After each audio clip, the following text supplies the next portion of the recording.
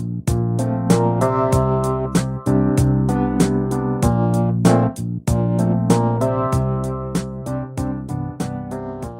Internet, and welcome to another episode of Quiz and Hers, the trivia podcast where we test each other's knowledge and the strength of our relationship in a 10-week battle for glory. My name is Justin, and I am here with the woman who's the other half of my brain, the woman whose store of useless knowledge complements mine oh so well, my fiancée, Hallie. I'm the right brain. Yeah. Even though that's not really a thing. No, it's not. And as a psychologist, it hurts me that you said that. I know, I'm sure. But I would be the right brain. If that were a real thing, yes. Sure. Okay. Okay. For those who don't know, the right brain is supposedly like the creative brain and the left brain is like the logical brain, but that's not true. But if it were. Right. Well, if you're joining us for the first time and you haven't already turned off after all of that scintillating banter, here's how the show works. Each week, one of us writes 6 questions to ask the other person from each of our 6 different categories, which are arts and literature, times and places, sports and games, sounds and screen, science, and everything else. After each question, the person who wrote it will discuss the answer for about 5 minutes to teach each other and you a little bit more about each topic. And each of the 6 questions is also tied together by some central theme that the game is titled for. We are currently tied at 7 correct answers apiece after 3 episodes each, I guess, 3 games each. I think so. Yeah. It's getting harder. Yeah, this has not been a good season. Are we getting too hard? We're either getting harder or we're getting dumber because we're way back from where we were last season. I hope we're not getting dumber. I hope not. I don't feel like I'm getting dumber, but who knows? Well. Your Jeopardy scores are improving, which means you're not getting dumber. Are they improving or are they just stagnant? I'm not really sure. I think they're improving. We'll check my spreadsheet because of course I have a spreadsheet for that. Yeah, he does. All right. So, are you ready for today's theme? I'm ready. All right. So, you are the reigning champion, not just of Quiz and Hers Season 2, but also of our informal little competition for who can come up with the lamest theme with the best game title. Have we ever actually said that on the podcast? Yes, we have. Okay, yeah. Although I've never actually really tried to unseat you from this. You just keep doing it. Yeah, because it's fun. Yeah, so you had Nerds of a Feather Flock Together, which was about birds. Yep. That was a great title. Thank you. Then you had, what was the second one? I don't know, was it before sandwiches? Oh, it was I Want a Rock. Oh, the Which rocks. was about rocks. Yeah. And then you had Which is Which was about sandwiches. I still think I Want a Rock is the lamest theme with the best title. Thank you. But what about the Q one? Yeah, that was a great title, but that was also a pretty fun theme, I thought. Thanks. I thought it was kind of a phoning it in. I don't think so. Okay, thanks. Wordplay categories are hard. Anyway, that's true. Today, I unseat you from that title. You will not unseat me. Because today's game is called Let's Talk About Socks, baby. Let's talk about you and me. Let's talk about the things we wear on our feet. Let's talk about socks. I'm glad you wrote the whole verse. No, it's just called Let's Talk About Socks. But, yes. So, all of the questions today will be at least loosely related to socks. I love socks. Me too. I'm wearing very comfortable socks right now. Me too. All right, let's do this. Ready? Yep. Okay. Question 1, sounds and screen. What late soul singer enjoined us to Sock It To Me in the Billboard #1 single that has become synonymous with her? Sock It To Me. I think it's R-E-S-P-E-C-T. I think it's Aretha Franklin. Sock it to me, sock it. Yes, it is. Is that your answer? Yeah, because she says sock it to me over and over, doesn't she? Yes, she does. It is Aretha Franklin. Yes! Yes, so as you said, the song in question is Respect, which spent 2 weeks at #1 on the Billboard Hot 100 in June 1967. You have to spell it out. But there's much more to the story of the Queen of Soul than just her plea for a little R-E-S-P-E-C-T. Oh, sorry. Yeah, if you'd let me get to my, literally the second sentence of my discussion, it was coming. Sorry, I was overexcited. And she recently passed away. She did. But let's start at the beginning. Okay. Aretha Louise Franklin was born on March 25th, 1942 in Memphis, Tennessee, to Clarence LaVaughn C.L. Franklin and his wife Barbara. That's a great name. Clarence LaVaughn Franklin? Yeah. It is. You're going to hate him in a second. Poor Barbara. Yeah, well, you're going to feel bad for Barbara and you're going to hate CL Oh, God. in a sec. This is not going well. After bouncing to Buffalo for a bit, the family settled permanently in Detroit when Aretha was 5. CL was a popular Baptist preacher referred to as the man with the $1 million voice, and also a habitual philanderer who once impregnated a 12-year-old member of his church. Oh, God. Mm-hmm. Poor Barbara. Despite that, he somehow became something of a celebrity and made a good living touring churches giving sermons, and he would bring Aretha with him to sing. His fame also brought the young vocalist into contact with other prominent figures, including Martin Luther King Jr. Throwback to your episode a few weeks back. That's cool. Yeah. Aretha's musical career began in earnest when she was 18, and she moved to New York and signed with Columbia Records. She saw some early success, including her first single to make the Billboard Hot 100, Won't Be Long. Most of her earnings in this period came from performances in nightclubs, though, rather than full-on concerts or record sales. Notably, this is when she first picked up her immortal sobriquet, when radio personality Purvis Spann declared after a performance at the Regal Theater that she should be crowned the Queen of Soul, and actually placed a crown upon her head. Nonetheless, yeah, that's pretty cool. Yeah. Nonetheless, she was not finding the level of success she hoped for and parted ways with Columbia in November of 1966. She signed with Atlantic Records and released most of the iconic songs we associate with her today, including I Never Loved a Man the Way I Love You, which was her first top 10 hit, Until You Come Back to Me, That's What I'm Gonna Do, Chain of Fools, Spanish Harlem, You Make Me Feel Like a Natural Woman, and of course, her iconic rendition of Otis Redding's Respect. She also performed at the 1968 funeral of her lifelong friend, Martin Luther King Jr. She left Atlantic in 1979 and signed with Arista Records in 1980. Her time with Arista produced relatively few iconic singles, but there are 3 live performances worth noting for various reasons. In 1980, she performed in Royal Albert Hall at the request of Queen Elizabeth II, which is pretty cool. Yeah. In 1989, she performed America the Beautiful at WrestleMania 3, which is just baffling. Okay.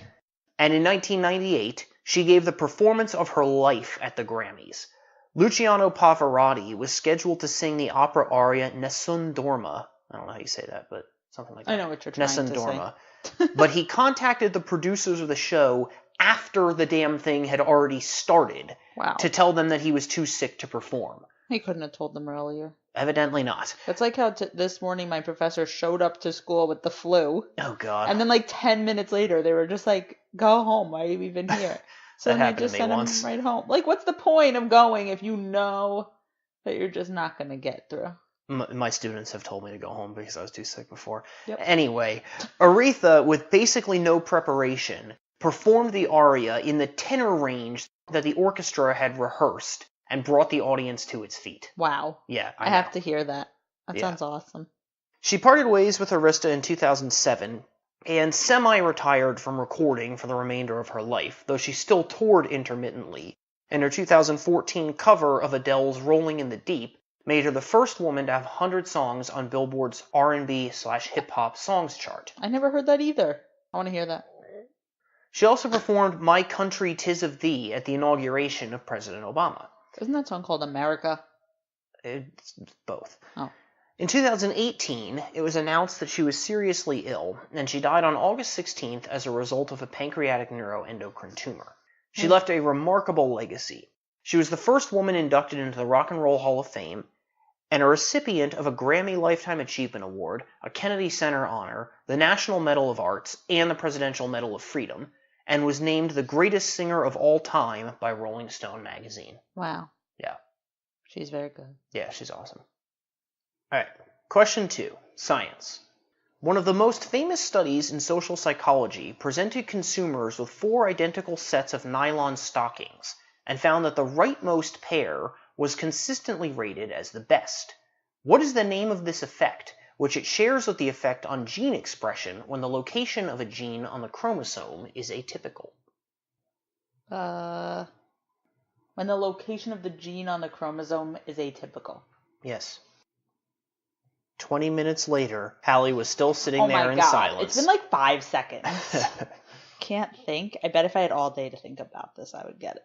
Okay, well, you don't. I know. I'm thinking. Polymorphism. I know that's wrong. That's wrong. I know that. Okay, is that your answer? Well, you just told me it was wrong. You said you already knew it was wrong. I do. Okay. I can't think of the word. I don't know. Okay. It's called a position effect. Oh, that was a lot simpler than I was thinking. Evidently. I was trying to think of a science word. No, it's just called a position effect. Oh. Okay. Well then. So, this study was reported by Dick Nisbet and Tim Wilson, two of the most prominent social psychologists in history, in their classic paper, Telling More Than We Can Know. They ran the study in an unidentified clothing store, where they presented passers-by with 4 pairs of stockings, which, as I said, were totally identical. They told people that they were conducting a consumer survey, and asked them which one they considered to be of the best quality. And in case you're thinking that maybe they weren't identical after all, they also randomized which pair of stockings was in each position for every trial. What was their hypothesis? Well, I'm going to get to what happened. I know what happened, but what did they expect to happen? Like, what was the point? I'm going to get to the point. Oh, all right. Okay. Stockings count as socks, right? Sure. Okay. Close enough. All right, good. Yeah. Anyway, so what they found was that people tended to prefer stockings that were further to the right. In fact, the rightmost stockings were chosen as the highest quality 4 times as often as the leftmost. And they also replicated this finding with nightgowns in a different study. So this isn't some weird quirk of people's beliefs about nylon navy socks. They speculate that the reason for this odd result is that people have a heuristic. That's what we psychologists call a rule of thumb, because we are pretentious fucks. It's true. That you're supposed to shop around, and so people assume that the last one they evaluate is the best. Combine that heuristic with a society that reads left to right, and you have a recipe for a position effect that irrationally privileges stockings and nightgowns on the right side of the display. Did they find that lefties were more likely to pick the ones on the one on the left, and righties were more likely to pick the ones on the right? Not that I'm aware of. They should have checked that. Well, you'd need a huge sample because there aren't very many left-handed people. There's only about 10% of the population. That would be interesting. It would. What's more important here, though, is what happened when they asked people why they made the choice they did. None of the 400-plus total participants across the 2 studies mentioned the position of the stockings or the nightgown in the array. And, in Nisbet and Wilson's own words, quote, "When asked directly about a possible effect of the position of the article, virtually all subjects denied it, usually with a worried glance at the interviewer, suggesting that they felt either that they had misunderstood the question or were dealing with a madman." Well, yeah, that seems like the weirdest part of the whole thing. What do you mean? Like, if you're looking at 4 things that you think are different in some way, and they asked you if you just chose it because it was on the right, you'd be like, no, why would I do that? Right. But they did. That's the thing. That is why they chose it, but they didn't know it. Right. Yeah. The basic point of this paper, then, and the reason it is so well known, is that it illustrates that we often don't know introspectively why we do what we do. Mm-hmm. And beyond that, we are totally capable of providing reasons to explain our behavior, even though they demonstrably didn't cause it. We say that the stockings on the right have better quality knitting, or their color is a bit nicer, or whatever. Hence the title of the article, Telling More Than We Can Know. Like you're just trying to justify your decision somehow. That's right. This shows that much of our behavior is driven by unconscious processes that we're not aware of. Unconscious, not in the Freudian sense, but in the sense of simple rules of thumb that we don't think about as we apply them. In fact, follow-up studies showed that we're no better than observers with basic information at explaining our own judgments. So we can't just ask people why they did something, because their answers may be totally fabricated, and they may not even know the real answer. This basic observation has spurred a crapload of psychological research in the past 40 years. If we don't understand why we do what we do, and we can't trust people's explanations of their behavior, then we need an objective science aimed at understanding ourselves. And that's why I teach this study in the first day of my introductory psychology class. Cool. Did you read it? Oh yeah, I've read the paper a few times. Cool. I didn't reread the whole thing for this, but I've read it before. Oh. It's a classic. Every social psychologist has read this paper. Oh, cool. Yeah. I feel like now that you've talked about psych, I get to talk about a dental topic. Yeah, go for it. It only took 2.5 seasons for me to talk about the science that I actually do, so. Yeah, that's pretty crazy. All right, question 3, everything else, specifically law this time. Often abbreviated SOX, S-O-X, what 2002 law, which criminalized corporate fraud, increased funding for the SEC, and targeted conflicts of interest in auditing, was passed in response to accounting scandals like Enron and WorldCom? What? You heard me. There were too many words in the middle of that question. That was like a me kind of question. The abbreviation is SOX? S-O-X, SOX. And what is it, a law? Mm-hmm. Statute of... What? He's smirking at me. Statute of xylophones. No, I'm just kidding. Let me come up with something else. Statute of... I don't know. Statute of extravagance. No. I know. Am I close? No. No, it's the Sarbanes-Oxley Act. Oh, yeah, sure. That's a thing I've heard of. Yes, you have. No, I have not. Yes, you have. I definitely have not. Well, then you're going to learn about it now, but you've probably heard of it.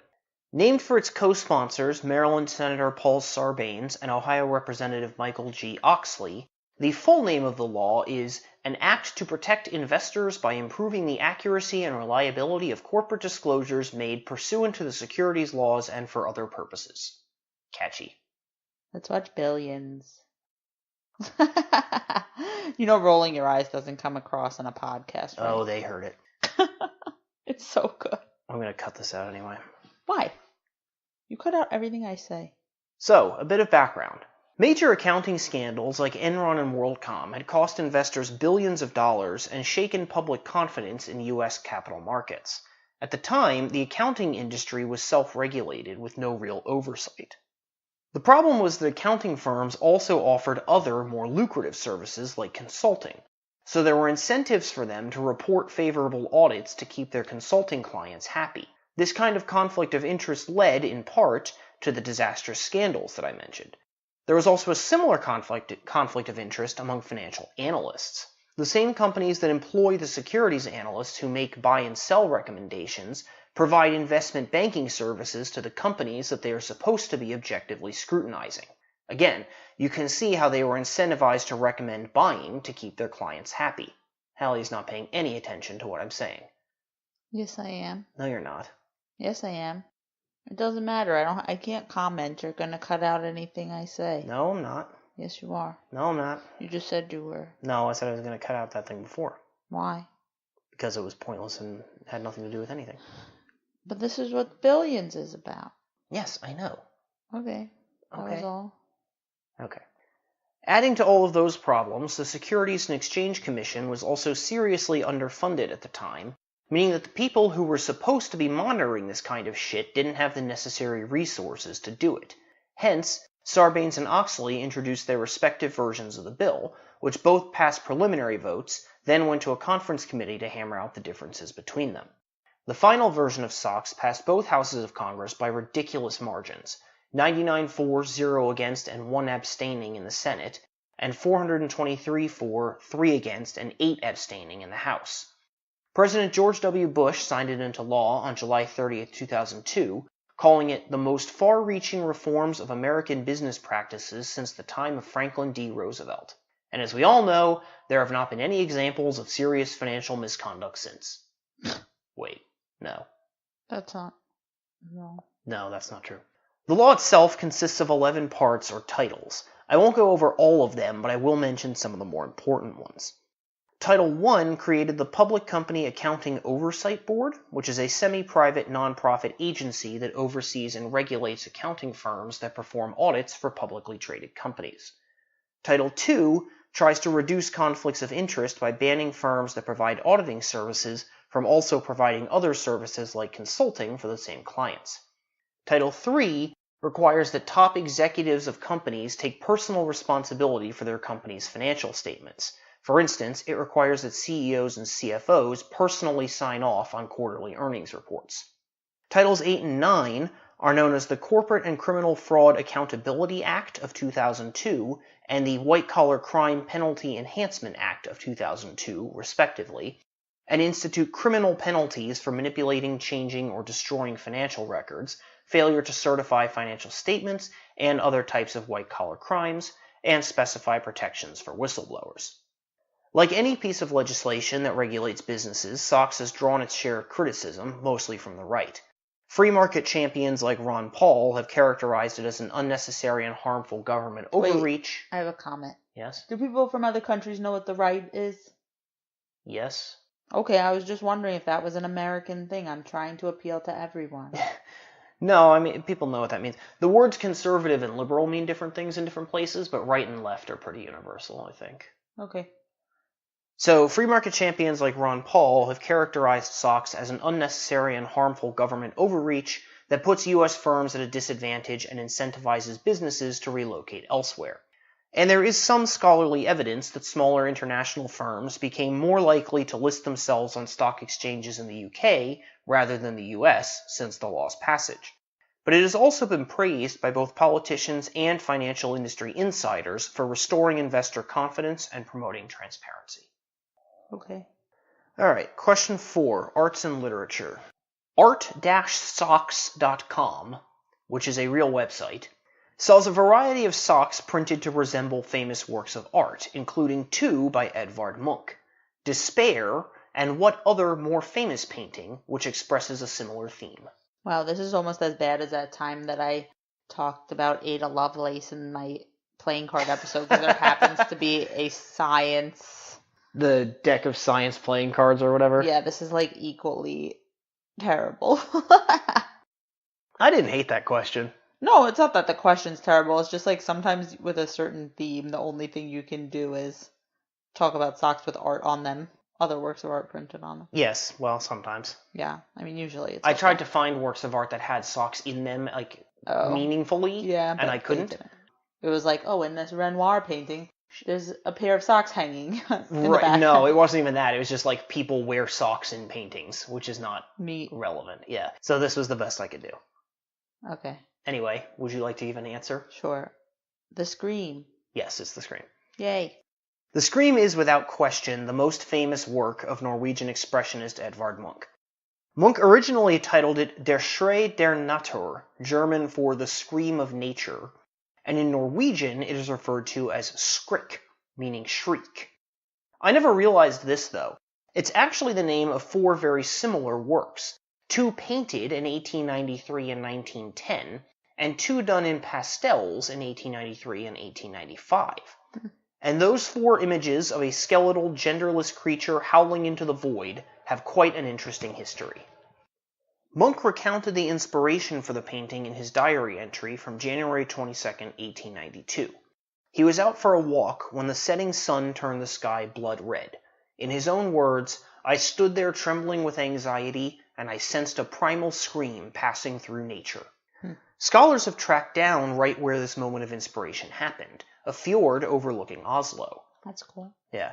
Of course, art historians can't just take him at his word, and have speculated on other inspirations and explanations for the account that he gave. Some theorize that the blood-red sky was a memory he had of the effects of the eruption of Krakatoa, which tinted the sky red at sunset in some areas in 1883 and 1884, about a decade prior to when Munch produced the first Scream. Others dispute this, noting that, as an expressionist, Munch's goal was not to literally depict the world around him. Right. And I'd like to point out that a sunset can make a sky look red. We've all experienced that. That is true. So can't we just trust the man himself on what happened? Maybe there was just like a fire in a building nearby. Sure. Don't overthink it, art historians. They overthink everything. Yeah. That's why I can't do art history. I just like to look and I'm like, that's a pretty painting. Yeah. More reasonably, I think, some have proposed that the emaciated, genderless figure in the painting may have been inspired by a Peruvian mummy that was exhibited at the 1899 World's Fair in Paris, where Munch could have seen it. There's no real proof, but sure, why not? Regardless of where the inspiration came from, the painting is almost universally interpreted as depicting the anxiety and angst felt by people in the modern world. 2 versions of the work have been stolen, and you know I love a good heist, so of course I have to talk about that. In 1994, the same day that the Lillehammer Winter Olympics began... What? The what? The Winter Olympics in Lillehammer. Oh, Lillehammer. Yeah. So you said the Little Hammer Winter Olympics? Lillehammer. Okay. 2 men broke into Oslo's National Gallery and stole the 1893 painted version, leaving a note that read, Thanks for the poor security. Oh my god. It's amazing. That's terrible. The painting was recovered undamaged in a sting operation later that year. 10 years later, the 1910 version was stolen from the Munch Museum in Oslo.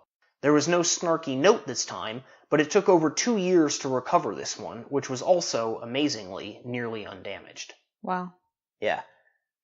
In 2012, the 1895 pastel version was purchased at a Sotheby's auction for almost $120 million, and it's no surprise. The Scream is among the most iconic images in art history, on par with the Mona Lisa and Grant Wood's American Gothic. Do you know who bought it? I don't have the name here. It was some businessman. I didn't recognize the name. Wow. Yeah.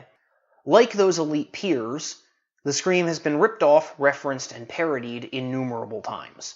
Yeah. For example, Andy Warhol made a series of silkscreen prints of the Scream and other Munch works. His goal was basically to take the work down from the pedestal we'd put it on by making mass-produced cheap copies of it. But he seems to have forgotten that Munch already did something similar himself, because in addition to the 4 versions we've talked about, he also made a lithograph stone to print copies of the work, and several of the original prints survive today. That's cool. Yeah. Kevin McAllister's iconic facial expression in Home Alone is a clear nod to the Scream. You were doing that when we first started the discussion. Yeah, because you always have to. Yeah. Also, the ghost face mask worn by the villains in Wes Craven's Scream films was also directly inspired by the work. Right, like I wonder if he was just thinking of like a ghost, and that's why he painted that. Maybe. Some people think it was inspired by that mummy, but we don't really know. Yeah. But perhaps the highest tribute ever paid to the Scream is the fact that Unicode character U+1F631, the face screaming in fear emoji, is made to resemble it. That's funny. I don't think I've ever seen it. Wait, yes, I have. Yeah, you have. I just remembered You've seen it. It's like gray. Yeah. Yeah, I've seen it. Yeah. I'm not big on the emojis. No, I hate emojis. I wouldn't say I hate them, but I don't use them very often. Yeah. I have a small variety of emojis that I use. All right, ready for question 5? You are 2 for 4 at the moment, I believe. Is that right? Yeah. Yeah. All right. Question 5, times and places. During whose presidency was an adopted stray named Socks the first cat of the United States? That's it? That's it. That's all I get? That's all you get. No other references. No, I'm sure you've heard of this. I have, but I don't know. Eisenhower. No. Who was it? It's Bill Clinton. Oh. Yeah. I thought it was older. No. We're going to talk about Bill Clinton? We're going to talk about his presidency. There's a lot to say about his very long political career, but I'm just going to focus on his presidency. Okay. Okay. I should probably not say how I feel. No. We don't get political on this podcast. I will keep it inside. President George H.W. Bush was popular in the run-up to the 1992 election, so prominent Democrats sat it out, leading to the nomination of Arkansas Governor William Jefferson Clinton, a relative political unknown. Clinton, a moderate Democrat, ran on a platform emphasizing a balanced budget, free trade, and curbing illegal immigration. He won the Electoral College 370 to 168, but only won 43% of the popular vote, with incumbent Bush taking 37%, and independent populist Ross Perot 19%. That's a lot. It's the best showing from a third party since 1912. Wow. Yep. The Clinton cabinet is known for some notable firsts that come up a lot in trivia. When he took office, he was determined to appoint the first female attorney general in U.S. history, initially nominating corporate lawyer Zoe Baird, who withdrew after a scandal attendant upon her having hired 2 illegal Peruvian immigrants to work in her home. He next nominated Kimba Wood, who was also found to have employed an undocumented immigrant to care for her children, and also withdrew. This clusterfuck came to be infamously known as Nannygate.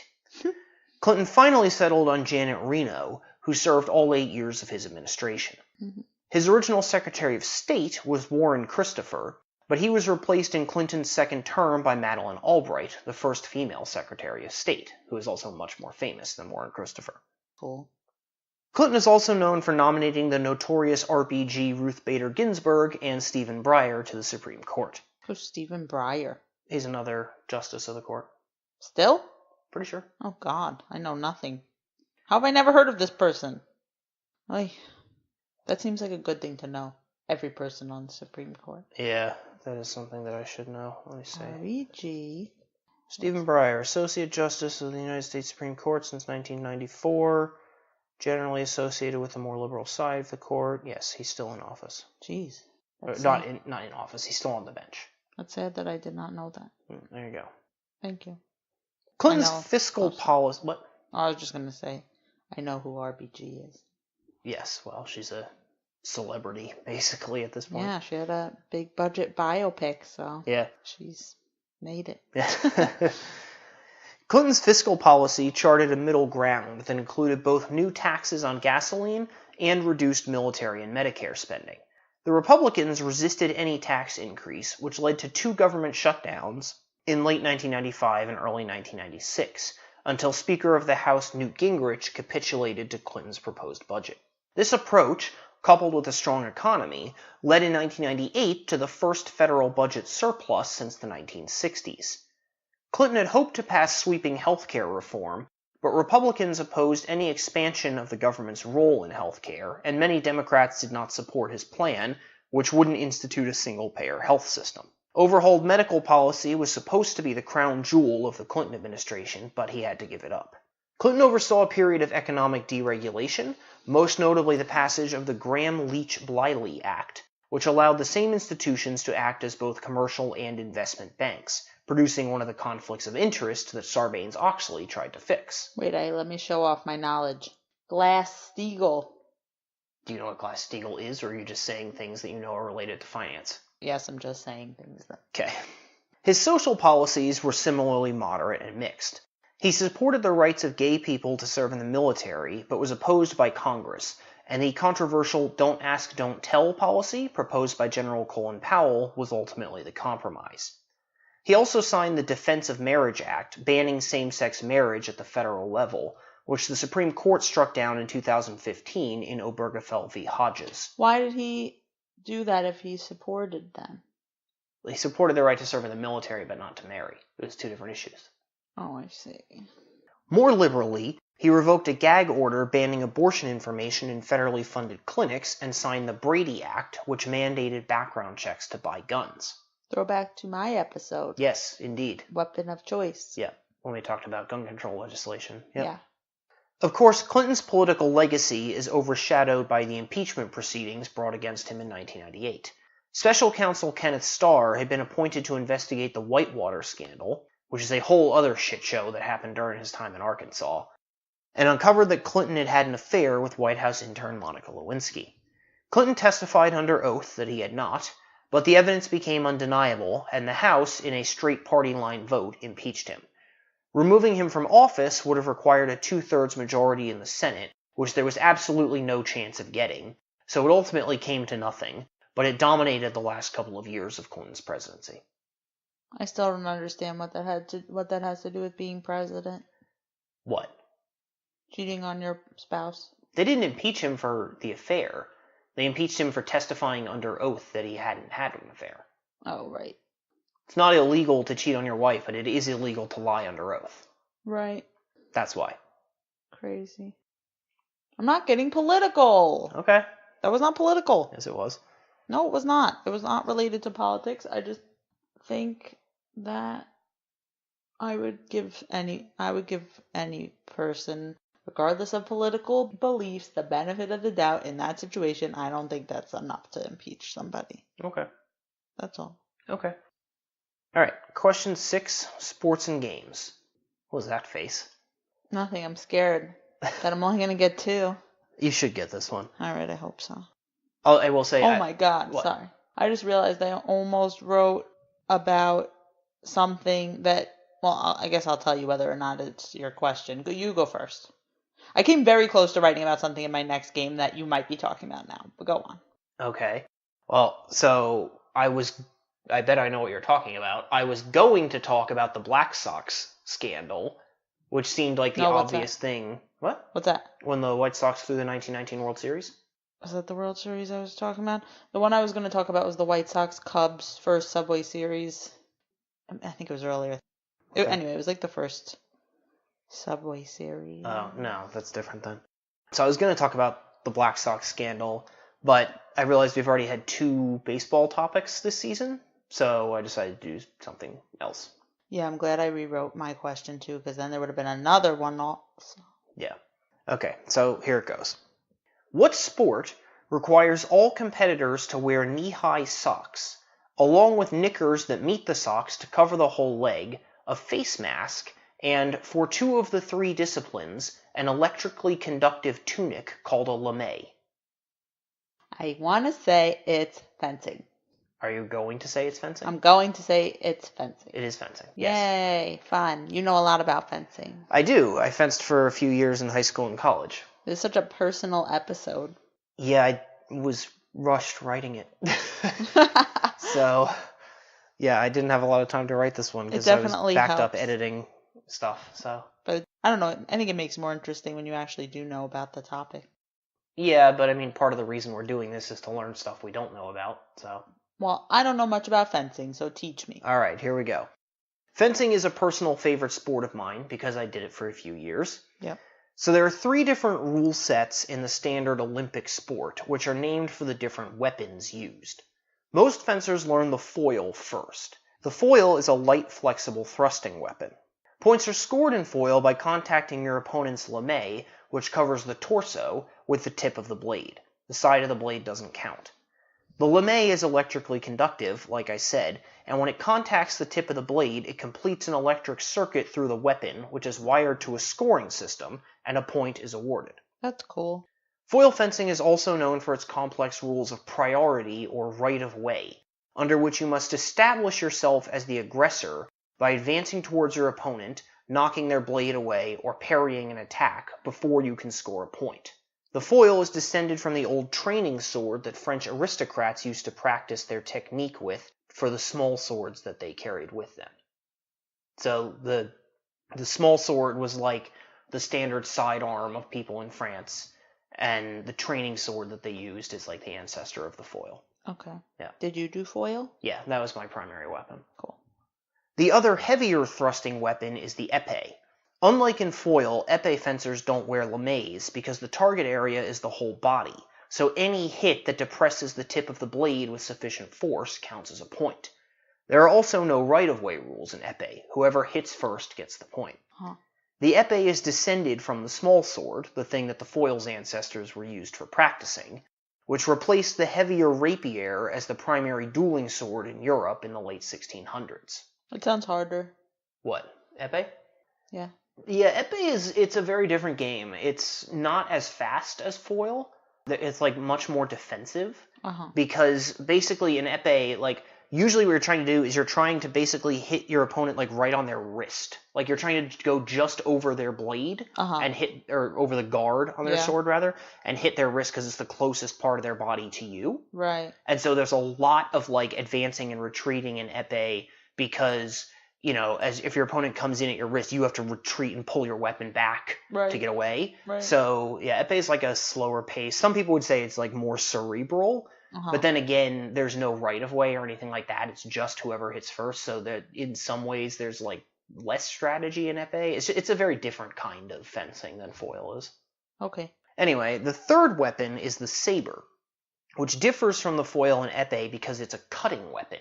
So the entire blade is electrically conductive, and any contact with the target area registers a hit.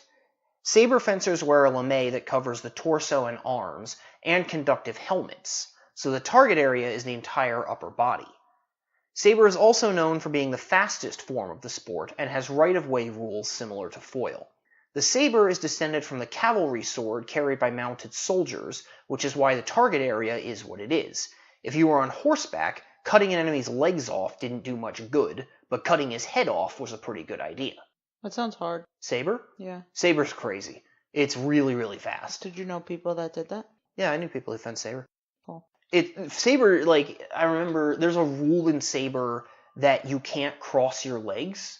Like, you can't, like, you must keep your dominant leg ahead of your other leg. Okay. When you're moving in saber, because in the 80s, saber got so fast that as soon as the bout started, the two people would just sprint at each other and try to smack each other in the head. That's crazy. And it got so hard to score that they had to change it so that you couldn't run Wow. because it was so fast. Yeah. Yeah, saber's wild.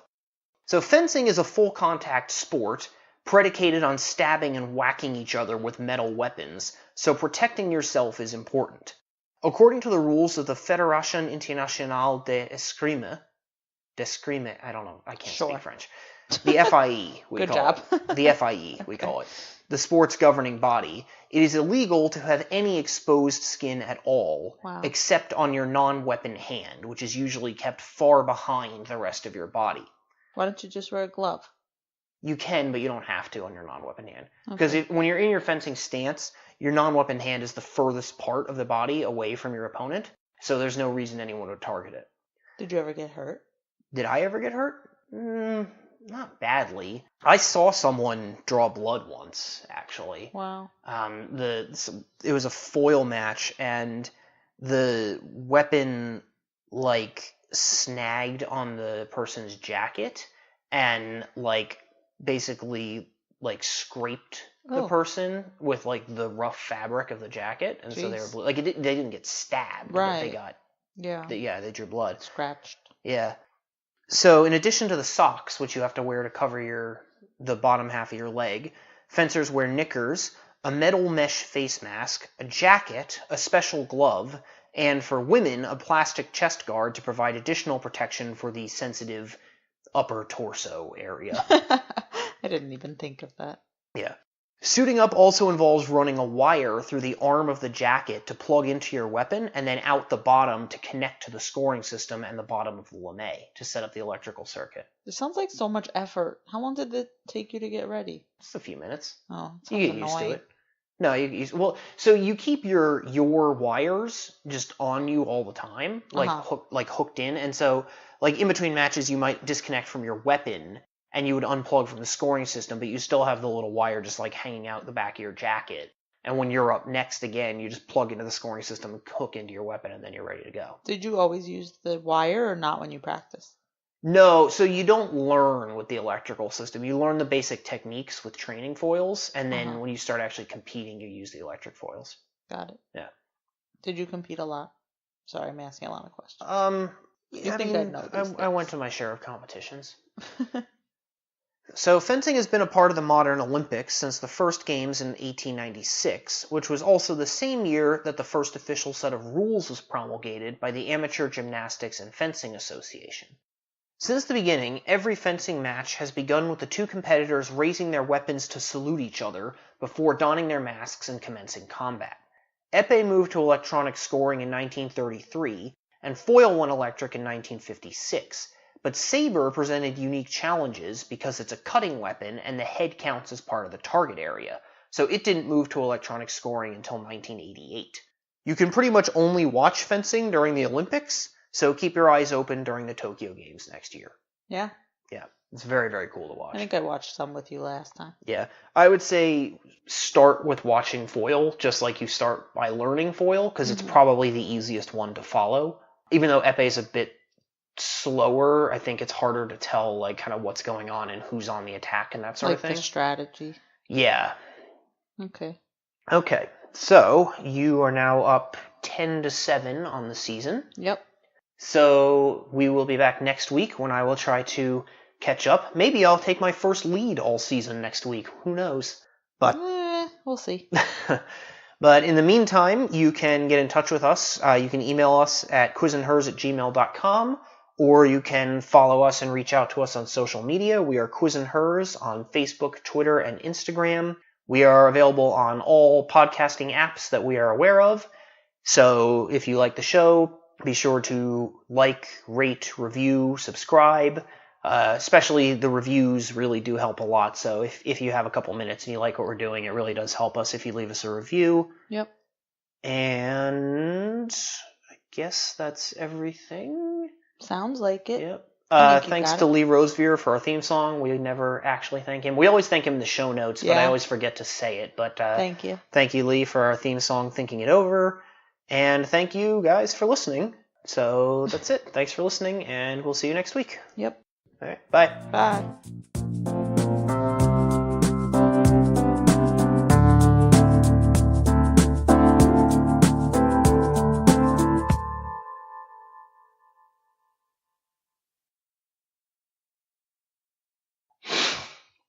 Hey, you sound sick. Give me a tissue. My voice doesn't sound sick, I don't think. Your sniffling sounds sick. Well, I'm not going to do that during the recording. Okay. Okay, so this is episode 27. Don't throw your tissue at me.